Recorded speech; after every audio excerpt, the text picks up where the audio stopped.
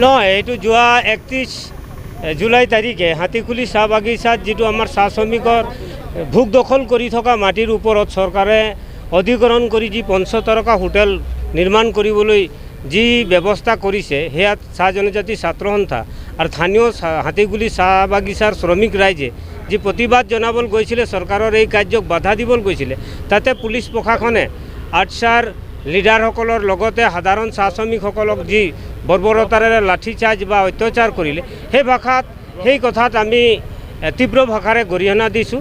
চৰকাৰে চাহ শ্ৰমিকৰ বহু কাম কৰি আছোঁ বুলি ঢাক ঢোল বজাইছে যদি আৰু আনহাতে চাহ শ্ৰমিকৰ ভোগ দখল কৰি থকা মাটিবিলাকো লুটপাট কৰাই আছে কিছুমান বণিক গোষ্ঠীৰ স্বাৰ্থত। সেইটো আমি চাহ শ্ৰমিকৰ স্বাৰ্থত যদি বিঘ্নি হ'ব লগা কাম কৰি আছে চৰকাৰে, সেইটোতো আমি বাধা দিমেই।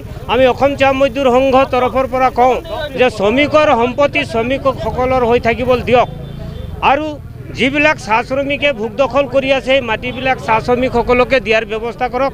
আমি অসম চৰকাৰক অনুৰোধ জনাইছোঁ। লগতে চাহ জনজাতি ছাত্ৰ সন্থাৰ ল'ৰাবিলাক যিটো গণতান্ত্ৰিক প্ৰক্ৰিয়াৰে যি প্ৰতিবাদ সাব্যস্ত কৰিবলৈ গৈছিলে, তেওঁলোকৰ ওপৰত যিটো পুলিচ বৰ্বৰতা কৰিলে, সেই কথাক আমি তীব্ৰ ভাষাৰে গৰিহণা দিছোঁ।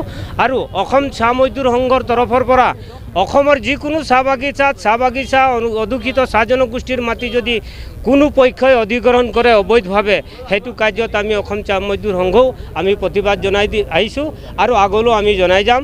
আৰু আমাৰ ছাত্ৰ কৰ্মীসকলেও সেই একে ব্যৱস্থাৰে প্ৰতিবাদ জনাই গৈছে। আজি আমি এটাই কথা ক'ব পাৰোঁ, আপোনালোকে এতিয়া গম পাইছে যে কাজিৰঙাত যি হাতীখুলি চাহ বাগিচাত আমাৰ অসম ছাত্ৰ সন্থা আৰু শ্ৰমিক ৰাইজে যি আহি পেলাই তাত ৫০ টকা হোটেল নিৰ্মাণ কৰিবৰ কাৰণে আহোঁতে গণতান্ত্ৰিকভাৱে আমাৰ আন্দোলন কৰিবলৈ গৈছিলে। আমাৰ কেন্দ্ৰীয় সমিতিৰ সাধাৰণ সম্পাদক জগদীশ বৰাই ডাঙৰীয়া, সাংগঠনিক সম্পাদক অনিত গড় ডাঙৰীয়া, এনেকৈ ধৰি আমাৰ চাহ শ্ৰমিকৰ ওপৰত যি লাঠি চালনা পুলিচে বৰ্বৰতা কৰিলে। কিন্তু ইয়াৰ পৰা আমি এটা কথা অসম চৰকাৰক জনাই দিব বিচাৰোঁ বা হিমন্ত বিশ্ব শৰ্মা চৰকাৰক যে চাহ জনজাতি ছাত্ৰ সন্থাই যি গণতান্ত্ৰিক আন্দোলন কৰিলে, সেই আন্দোলনক তেওঁলোকে নস্যাৎ কৰি তেওঁলোকে যি বৰ্বৰতা অৱলম্বন কৰিলে, মাৰপিট কৰিলে, এয়া কিন্তু আমি তীব্ৰ ভাষাৰে গৰিহণা দিছোঁ।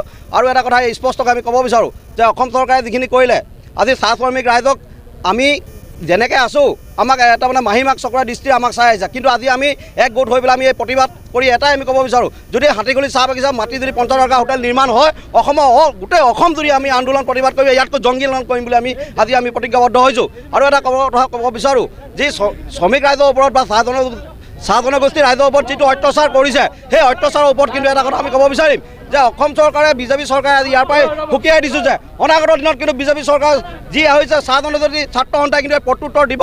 আৰু আমাৰ যি কেন্দ্ৰীয় সমিতিৰ সাধাৰণ সম্পাদকৰ ওপৰত যি বৰ্বৰতা কৰিলে, তাৰ প্ৰতিবাদত আমি কিন্তু আজি কৰিছোঁ। আৰু ইয়াৰ মাটি কিন্তু এৰি দিবলৈ আমি ইয়াৰ পৰাই জনাইছোঁ। চাহ জনজাতি ছাত্ৰ সন্থা এতিয়া ক্ষান্ত হৈ নাথাকে, কিন্তু বিজেপি চৰকাৰ হুঁচিয়াৰ হোৱাটো অত্যন্ত প্ৰয়োজন আছে এতিয়া। কিন্তু প্ৰয়োজন আমি তেজ দিম, কিন্তু আমি মাটি নিদিওঁ। আৰু চাহ জনজাতি ছাত্ৰ সন্থাৰ ওপৰত যি বৰ্বৰতা কৰিছে শ্ৰমিকৰ ওপৰত, সেয়া কিন্তু আমি কেতিয়াও সহ্য কৰি নলওঁ।